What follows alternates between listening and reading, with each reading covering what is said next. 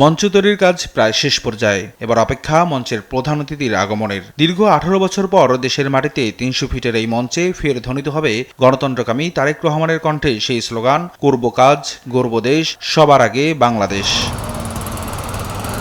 25 December দেশে ফিরেই 300 ফিটের এই মঞ্চে নেতাকর্মীদের সংবর্ধনা গ্রহণ করবেন তারেক রহমান।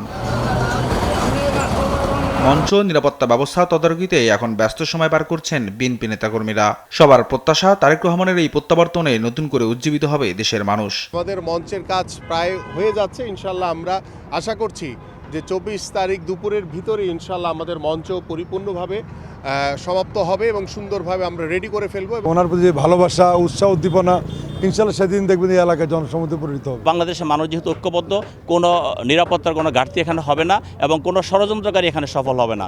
আমাদের নেতা প্রত্যাবর্তন করবে, আমরা তাকে এক নজর দীর্ঘদিন পরে দেখব। এই আশা এবং প্রত্যাশা রেখে লাখো লাখো কোটি জনতা 25 তারিখে এখানে জমায়েত হবে।